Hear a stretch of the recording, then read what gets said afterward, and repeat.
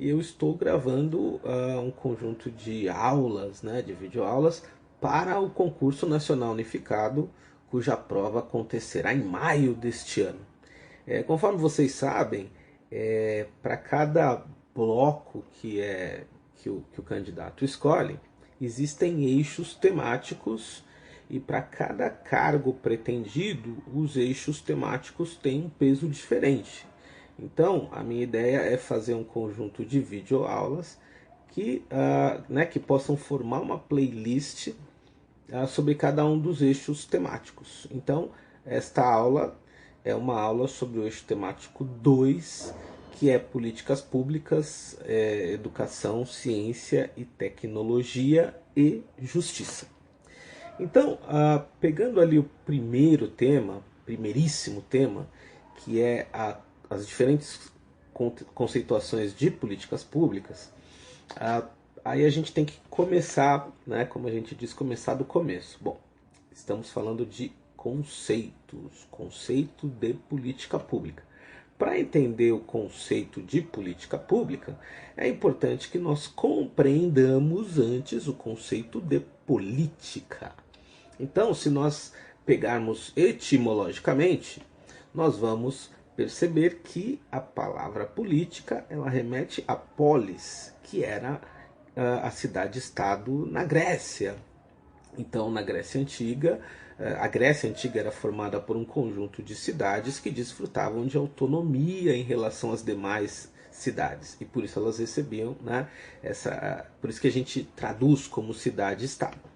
Das diversas cidades-estados gregas da antiguidade, as que a gente mais conhece, sobre as quais a gente mais discute, são Atenas e Esparta. Mais precisamente, Atenas é uma cidade que nós estudamos bastante porque é considerada o berço da democracia. Claro que a gente tem que tomar muito cuidado, porque a democracia ateniense ela é radicalmente diferente do que nós pensamos em democracia hoje, né? Então, a democracia, esse cracia significa governo, poder, e o demos a gente pode traduzir por povo, mas não é bem assim, porque os demos eram agrupamentos. Mas surge a primeira ideia de que, né, quer dizer, já existia em outros povos também, mas na tradição ocidental, em Atenas vai surgir essa ideia de que as pessoas, os cidadãos, né, devem participar do processo deliberativo. Então quem era o cidadão ateniense? O cidadão ateniense era o político. O político quem era? Quem participava do processo deliberativo. Mas aí nós temos que fazer uma ressalva importante, que é o fato de que pouquíssimas pessoas tinham acesso aos direitos de cidadania. Ou seja, pouquíssimas pessoas poderiam participar do processo decisório. Por quê? Porque em Atenas, para ser político, para ser cidadão, você precisava ser um homem maior de idade, nascido de pais atenienses. E aí a gente tem que lembrar que na Atenas de Sócrates tinha 450 mil habitantes, dos quais 250 mil eram escravos. Então, se nós excetuarmos, né, se nós excluirmos aí também as mulheres e os menores de idade, os estrangeiros, sobra um percentual muito pequeno de pessoas que podiam participar do processo político. Então, já vamos aqui pegar uma ideia importante, né? Política tinha a ver, então, com essa possibilidade de participar do processo deliberativo. Na contemporaneidade, a gente vai entender o conceito de política. Eu acho que o caminho que mais colabora para a compreensão da política pública é se a gente pensar a política a partir da definição do Max Weber, sociólogo alemão, sociólogo, economista, enfim, filósofo alemão que viveu entre 1864 e 1920. O nosso excelentíssimo Weber vai dizer que a política ela é o que? Ela é um esforço, né, empreendido por indivíduos ou grupos de indivíduos com o intuito de participar do poder ou influenciar a divisão do poder.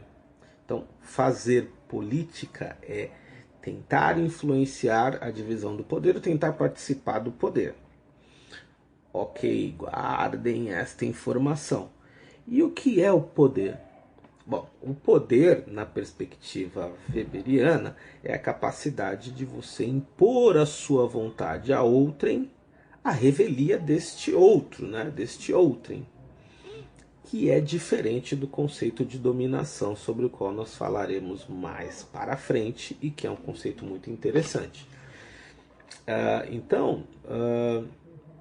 Então, se a gente for analisar dessa perspectiva, nós vamos perceber o quê? Que nós estamos o tempo todo envoltos em relações de poder, em relações políticas. Por quê? Porque nós estamos o tempo todo tentando influenciar ou participar das instâncias decisórias. Por isso que a gente fala de uma política de boa vizinhança, a gente fala, né?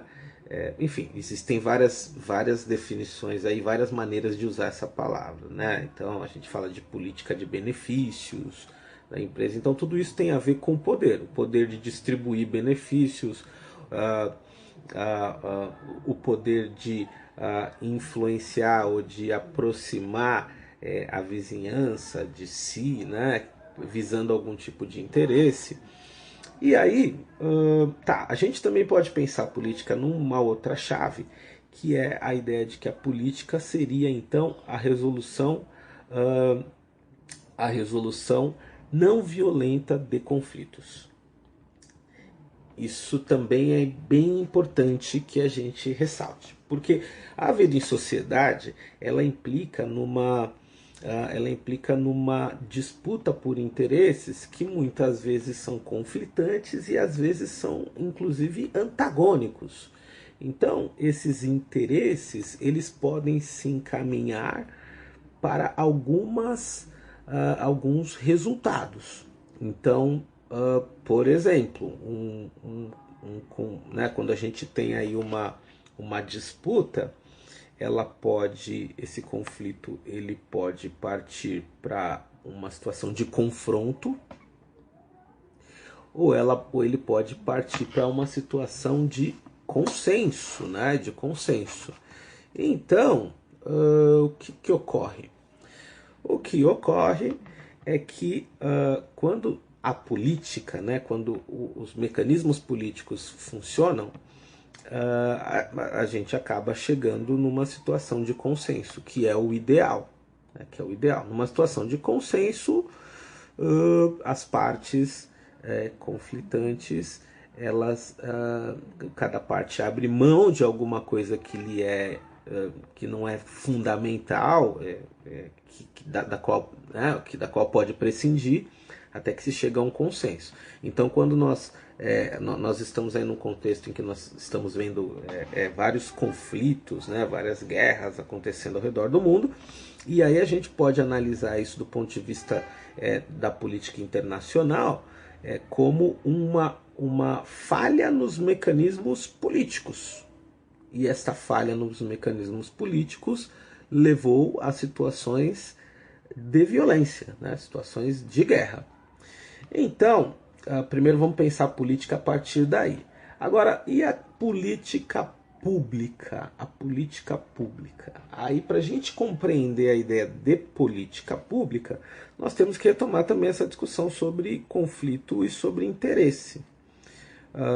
Mas antes disso, é importante entender que quando a gente fala de política pública, nós temos que lembrar que a vida social ela implica numa distinção fundamental, que é a distinção entre o público e o privado. Então existe uma esfera que é a esfera dos interesses, alguém buzinando aqui, dos interesses privados, né? Então, pensando a noção moderna de cidadania, que é o cidadão é o sujeito que possui direitos civis, políticos, sociais e humanos. Os direitos civis, eles são aqueles direitos que estão ligados às garantias individuais. Então é o direito à propriedade, o direito de ir e vir, o direito de ter uma religião. Então são aspectos, né, que os direitos civis eles surgiram para delimitar e para restringir o poder dos governantes sobre a vida privada, né, sobre a vida individual das pessoas. Mas existe uma outra esfera que é a esfera pública. Na esfera pública nós não fazemos aquilo que nós queremos. Então um exemplo disso é a questão da pandemia, né, em que as pessoas foram proibidas de entrar em certos lugares se não estivessem utilizando máscara ou se não tivessem se vacinado. Então a esfera, essa distinção entre público e privado, ela é muito importante para a gente poder entender o conceito de política pública.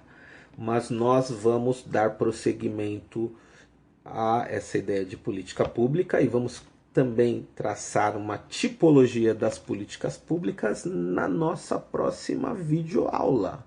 Então peguem a apostila que eu vou passar para vocês e por gentileza leiam a apostila, certo? É muito importante.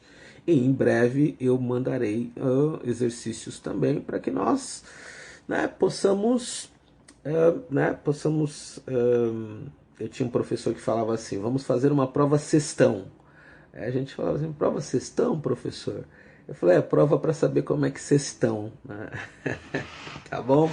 Um abraço para vocês.